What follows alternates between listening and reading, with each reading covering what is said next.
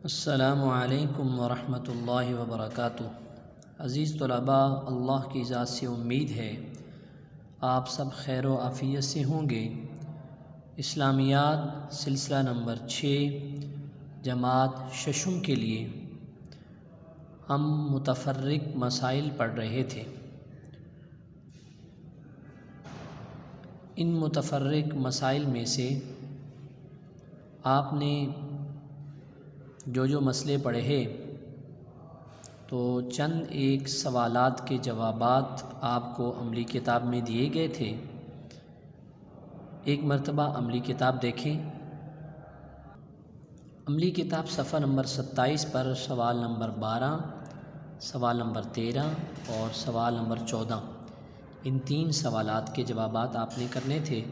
امید ہے آپ نے یہ سوال جواب اچھے انداز میں لکھے بھی ہوں گے، ان کو یاد بھی کیا ہوگا۔ ہم اگلا اپنا عنوان شروع کرتے ہیں۔ آج کا ہمارا عنوان ہے وضو کے متفرق مسائل میں سے ہی ہاتھ اور پاؤں کی انگلیوں کا خلال، سر، کانوں اور گردن کا مسح اور پٹی پر مسح، یہ 3 باتیں ہیں۔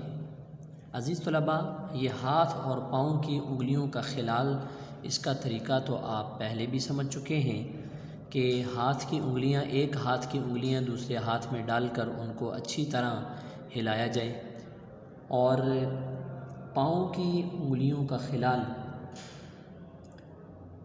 کہ بائیں ہاتھ کی چھوٹی انگلی سے کرے، بائیں ہاتھ کی چھوٹی انگلی سے کرے، دائیں پاؤں کی چھنگلی سے شروع کرے اور بائیں پاؤں کی چھنگلی پر ختم کرے۔ چھنگلی یعنی چھوٹی انگلی کو کہتے ہیں۔ چھوٹی انگلی سے جو ہے وہ شروع کر کے دائیں پاؤں سے بائیں پاؤں پر اس کو خلال کو مکمل کرنا ہے۔ تو یہ ہے ہاتھ اور پاؤں کی انگلیوں کا خلال کرنے کا طریقہ۔ سر، کانوں اور گردن کا مسح۔ سر کا مسح تو اس طرح سے کیا جائے گا کہ دونوں ہاتھوں کی 3 انگلیاں، یعنی چھوٹی انگلی، اس کے ساتھ والی اور درمیان والی انگلی، ان تینوں کو آپس میں ملایا جائے گا۔ ملا کر سر کے اگلے حصے سے، بالوں سے اس کو شروع کیا جائے گا اور سر کے آخر تک اس کو پھیر کر لے جائیں گے، اور اسی طرح پھر ہاتھوں کی دونوں ہتھیلیوں کو اپنے، یہ درمیان سے انگلیاں جائیں گی اور اطراف سے ہاتھوں کی دونوں انگلیوں ہتھیلیوں کو ملا کر واپس لایا جائے گا، اور اس طرح یہ سر کا مسح ہوگا۔ پھر اس کے بعد کانوں کا مسح، جو شہادت کی انگلیاں ہیں دونوں ہاتھوں کی، ان کو کانوں کے اندر پھیریں گے اور انگوٹھے کو کانوں کے باہر سے پھیریں گے، اور گردن کا مسح دونوں ہاتھوں کی جو پشت ہے، دونوں ہاتھوں کی پشت کو، دائیں ہاتھ کی پشت کو دائیں سائڈ پر گردن پہ پھیرا جائے گا اور بائیں ہاتھ کی پشت والی سائڈ انگلیوں کو بائیں سائڈ پر گردن پر پھیرا جائے گا۔ یہ ہے مسح کرنے کا طریقہ۔ پٹی کے اوپر مسح، اگر پٹی باندھی ہوئی ہے اور پٹی ایسی ہے کہ زخم بہت زیادہ ہے، اس کو کھولنے سے زخم کو تکلیف ہوتی ہے، یا پٹی اس انداز میں بندھی ہوئی ہے کہ اس کو کھولنا اور دوبارہ باندھنا یہ بہت بڑی مشقت ہے، تو پھر اس پٹی کو کھولنے کی ضرورت نہیں ہے، بلکہ اسی کے اوپر ہاتھ سے مسح کر لیا جائے گا۔ یعنی جیسے گیلا ہاتھ ہوتا ہے، جیسے سر کا مسح کرتے ہیں، تو اسی طرح اس پٹی کا بھی مسح کر لیا جائے گا۔ اس پٹی کے اندر وہ حصہ جو زخم والا ہے وہ بھی آ جائے گا، اور وہ حصہ جس پر زخم تو نہیں ہے لیکن پٹی اس پر باندھی ہوئی ہے، وہ بھی حصہ اس میں شامل ہو جائے گا۔ تو عزیز طلباء، اب ہم اس کی کتاب میں بلند خوانی کرتے ہیں اور پھر عملی کتاب میں کام دیکھیں گے۔ ہاتھوں کی انگلیوں کا خلال، جس کا طریقہ یہ ہے کہ ایک ہاتھ کی انگلیاں دوسرے ہاتھ کی انگلیوں میں ڈال کر ہلائے، اور پاؤں کی انگلیوں کا خلال بائیں ہاتھ کی چھنگلی یعنی چھوٹی انگلی سے کرے، داہنے پاؤں کی چھنگلی سے شروع کرے اور بائیں پاؤں کی چھنگلی پر ختم کرے۔ مسح،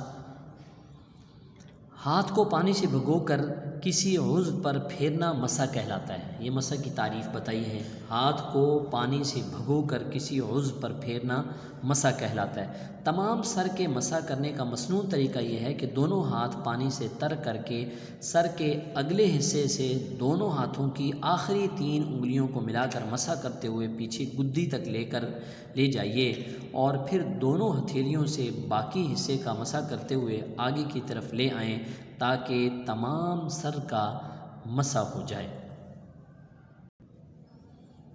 کانوں کے مسح کرنے کا طریقہ یہ ہے کہ کان کے اندر کے حصے کا مسح شہادت کی انگلی سے کرنا چاہیے اور کان کے باہر کا مسح انگوٹھے سے کرنا چاہیے۔ کانوں کے مسح کے لیے سر کے مسح کا لیا ہوا پانی کافی ہے، دوبارہ پانی لینے کی ضرورت نہیں ہے۔ گردن پر مسح کرنے کی صورت یہ ہے کہ دونوں ہاتھوں کی انگلیوں کی پشت گردن پر پھیر لی جائے۔ سر کے مسح کے لیے جو پانی لیا تھا وہی ان سب کے لیے کافی ہے، نیا پانی لینے کی ضرورت نہیں ہے۔ پٹی پر مسح۔ اگر زخم پر پٹی بندھی ہوئی ہو اور پٹی کھول کر زخم پر مسح کرنے سے نقصان یا پٹی کھولنے یا باندھنے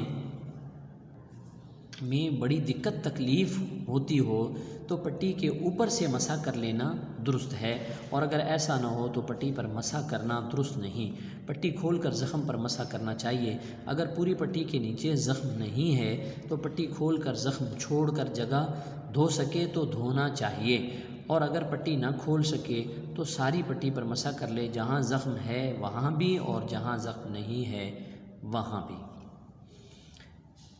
آج کا سبق ہم نے پڑھا، اب عملی کتاب میں آج کا کام دیکھیں۔ صفحہ نمبر 25 پر سوال نمبر 7، سر کا مسح کس طرح کیا جائے؟ یہاں آپ سر کے مسح کرنے کا طریقہ لکھیں گے۔ صفحہ نمبر 26 پر سوال نمبر 9 اور 10 یہ آپ نے کرنے ہیں، کان اور گردن کا مسح کس طرح کیا جائے اور زخم کی پٹی پر مسح کرنے کا کیا طریقہ ہے؟ یہ 3 سوال ہیں۔ چوتھا سوال آج کے سبق میں جو پہلے ہم پڑھ چکے ہیں وہ بھی آپ دیکھ لیں، انگلیوں کا خلال کرنے کا طریقہ کس طرح سے خلال کیا جائے۔ اگر کسی بچے کا یہ سوال اس کا جواب رہتا ہو تو یہ بھی ساتھ مکمل کر لیں اور اس کو اچھے انداز میں یاد بھی کرنا ہے۔ اگلے سبق تک اجازت چاہتا ہوں۔ السلام علیکم ورحمۃ اللہ وبرکاتہ۔